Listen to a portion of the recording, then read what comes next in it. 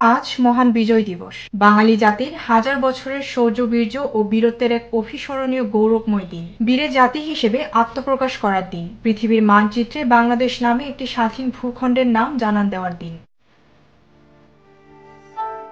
মহান বিজয় দিবস উপলক্ষে সাভার জাতীয় স্মৃতিসৌধে বীর শহীদদের প্রতি শ্রদ্ধা জানিয়েছেন রাষ্ট্রপতি মোহাম্মদ শাহাবুদ্দিন ও অন্তর্বর্তী সরকারের প্রধান উপদেষ্টা ডক্টর মোহাম্মদ ইউনূস। বিজয় দিবসের প্রথম প্রহরে সকাল 6:30টার দিকে রাষ্ট্রপতি মোহাম্মদ শাহাবুদ্দিন প্রথমে স্মৃতিসৌধে প্রবেশ করে মূল বেদিতে ফুল দিয়ে শ্রদ্ধা নিবেদন করেন। এরপর সকাল 7:10 দিকে শহীদ বেদিতে শ্রদ্ধা জানান প্রধান উপদেষ্টা।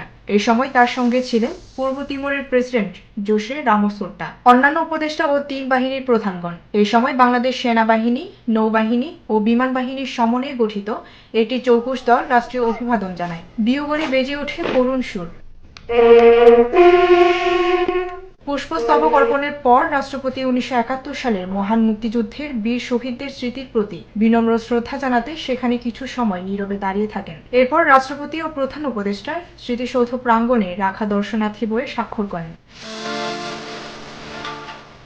বিজয় দিবস উপলক্ষে রাষ্ট্রপতি ও প্রধান উপদেষ্টা পৃথক বাণীতে দেশবাসীকে শুভেচ্ছা জানান এবং মুক্তিযুদ্ধের শহীদদের প্রতি গভীর শ্রদ্ধা নিবেদন করেন।